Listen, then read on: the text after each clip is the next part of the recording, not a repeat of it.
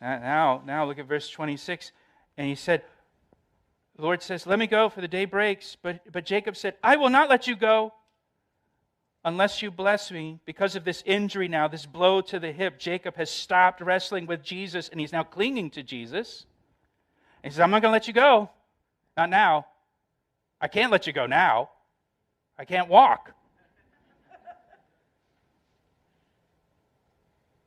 It's funny, but you see what the Lord does here. You know, Hosea chapter 12 tells us that Jacob wept as he said this to the Lord. He's crying as he's saying, I will not let you go. I will not let you go.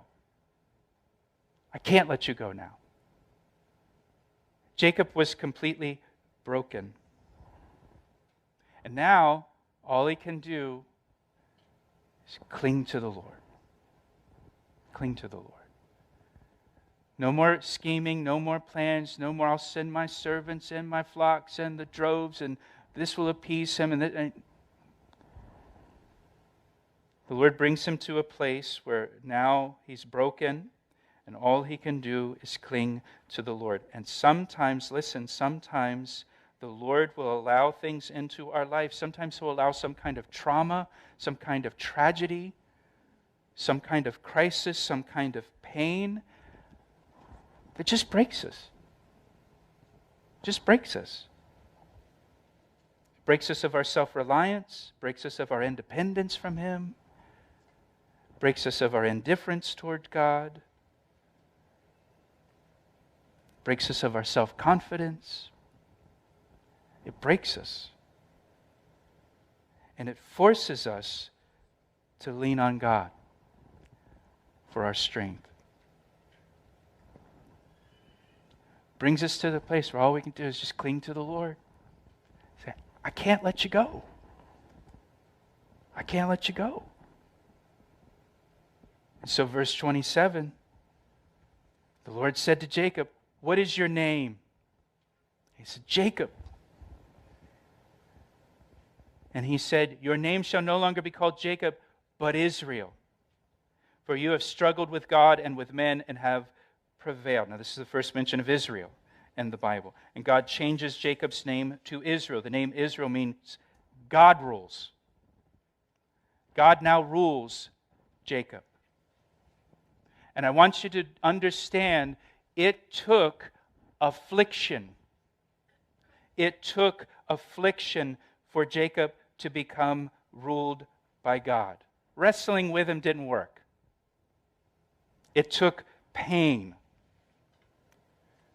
to make Jacob ruled by God. It took brokenness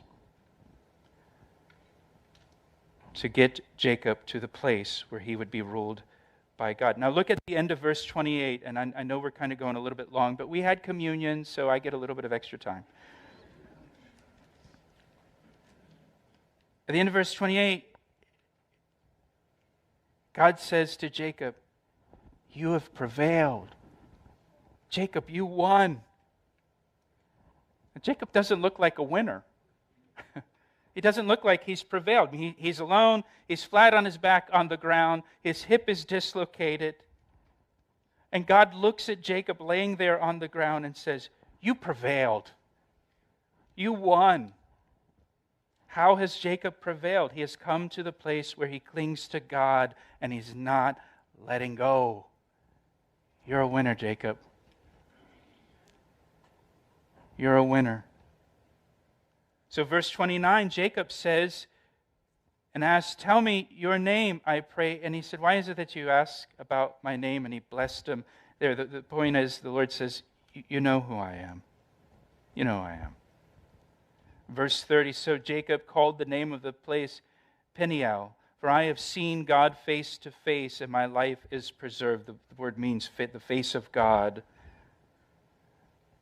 And just as he crossed over Penuel, the sun rose on him. And notice, and he limped. He limped on his hip. Jacob walked with a limp for the rest of his life. In Hebrews chapter 11, verse 21, it mentions Jacob in his old age, still leaning on a staff, walking with a cane. Because of this, he's going to walk with a limp for the rest of his life. And I submit to you that many of us here walk with a limp. Maybe not a physical limp, but an emotional limp or a psychological limp. A limp that remains with us because of some affliction that we have experienced in our life, some kind of pain that God has used to cause us to lean on Him, to get us to the place where we finally say, I will not let you go. I can't let you go. All I can do is cling to the Lord now. And if you know people in this church, if you've been in this church and you've made friends with people in this church and you know their stories, we're all limping along, aren't we? We all got a story of things that happened, stuff that happened, that God used in our lives to bring us to the place of surrender and submission and giving the control over to Him. That limp, it keeps us holding on to Jesus. Say, I'm not going to let you go because I'll fall flat on my face if I let you go. Now, the question that people will ask, question I ask, is like, okay, I need to cling to Jesus. I need to lean on Him. I've learned the lesson. Now, Lord, why don't you heal me? And why don't you take away my limp? Why do I still need to have this limp? I've got the message. Go ahead and heal me. Take it away. And I think the answer is found in Luke chapter 17, in the story of the 10 lepers that come to Jesus. And Jesus tells them to go on their way to the temple, to the priest, to make the offering.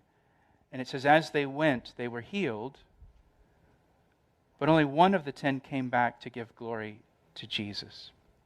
The other 9, they just went on and did whatever they did.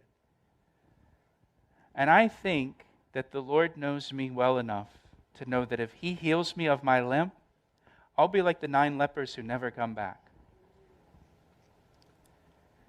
And so, I kind of need the limp. I kind of need that brokenness to keep me clinging to Him. Because I know myself well enough, the Lord knows me well enough to know I would just go and do whatever I would do. And so He keeps me just kind of limping along with Him. So verse 32, and we'll finish it up. Therefore, to this day, the children of Israel do not eat the muscle that shrank, which is on the hip socket, because he touched the socket of Jacob's hip and the muscle that shrank. To this day, kosher butchers remove the sciatic muscle when they're butchering an animal because of this story of Jacob here in Genesis chapter 32. So to this day, the descendants of Jacob, the Jewish people, the one thing that they commemorate about Jacob is his brokenness. His brokenness.